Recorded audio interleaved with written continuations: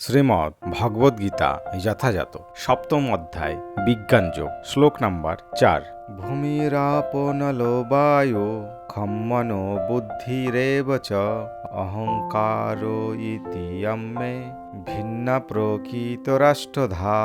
শব্দার্থ: ভূমি মাটি, আপো জল, অনল অগ্নি, বায়ু বায়ু, খম আকাশ, মনো মন, বুদ্ধি বুদ্ধি, এব অবশ্যই, চ এবং, অহংকার অহংকার, ইতি এভাবে, ইয়ম এই সমস্ত, মে আমার, ভিন্না ভিন্ন, প্রকৃতি প্রকৃতি, অষ্টধা অষ্টবিধ। অনুবাদ: ভূমি জল বায়ু অগ্নি আকাশ মন বুদ্ধি ও অহংকার এই 8 প্রকারে আমার ভিন্না জড়া প্রকৃতি বিভক্ত। তাৎপর্য: ভগবদ্বিজ্ঞান ভগবানের স্বরূপ এবং তার বিভিন্ন শক্তির তত্ত্ব বিশ্লেষণ করে।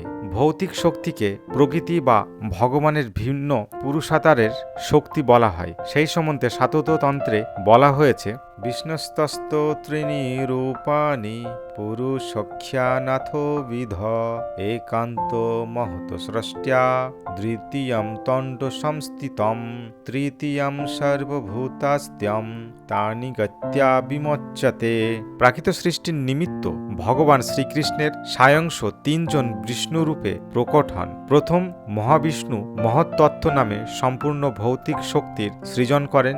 দ্বিতীয় গর্ভদক্ষায়ী বিষ্ণু সমস্ত ব্রহ্মাণ্ডে নানাবিধ সৃষ্টি করার জন্য তাদের মধ্যে প্রবেশ করেন। তৃতীয় ক্ষীরোদশায়ী বিষ্ণু পরমাত্মা রূপে সমস্ত বিশ্ব ব্রহ্মাণ্ডে পরিব্যাপ্ত হন, এমনকি তিনি পরমাণুগুলির মধ্যেও বিরাজ করেন। এই 3 বিষ্ণু তত্ত্ব সম্বন্ধে যিনি অবগত, তিনি জড়বন্ধন থেকে মুক্তিলাভের যোগ্য। এই জড়জগৎ ভগবানের অনন্ত শক্তির একটি সাময়িক প্রকাশ। জড়জগতের প্রতিটি কার্যকলাপ ভগবান শ্রীকৃষ্ণের আংশিক প্রকাশ।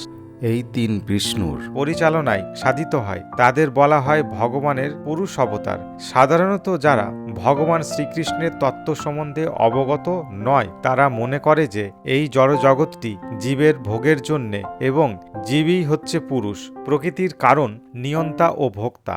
ভগবদ্গীতা অনুসারে এই নিরস্বরবাদী সিদ্ধান্তকে ভ্রান্ত বলে প্রতিপন্ন করা হয়েছে। আলোচ্য শ্লোকটিতে বর্ণনা করা হয়েছে যে ভগবান শ্রীকৃষ্ণই হচ্ছেন জড় সৃষ্টির আদি কারণ। শ্রীমদ্ ভগবতেও এই কথা প্রমাণিত হয়েছে।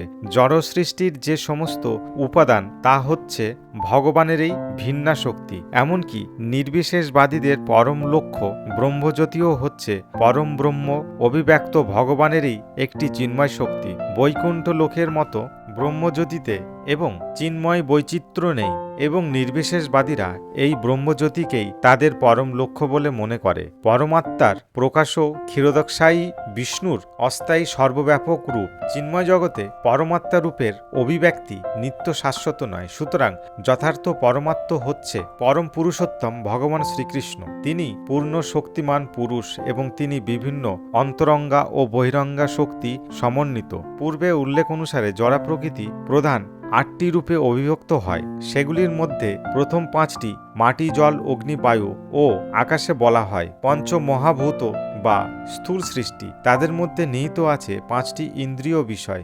ভৌত জগতের শব্দ স্পর্শ রূপ রস ও গন্ধ।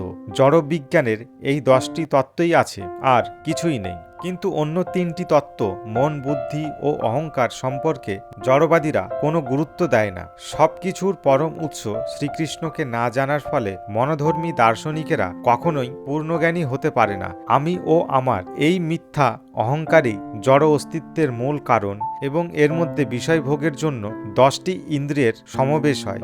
বুদ্ধি বলতে মহৎ তত্ত্ব নামক সমগ্র প্রাকৃত সৃষ্টিকে বোঝায়। এভাবেই ভগবানের ভিন্না 8টি শক্তি থেকে জড়জগতের 24টি তত্ত্বে প্রকাশ হয়, যা নিরস্বর সাংখ্য দর্শনের বিষয়বস্তু। এই ভিন্ন তত্ত্ব প্রকৃতপক্ষে শ্রীকৃষ্ণেরই শক্তি থেকে উৎপন্ন হয়।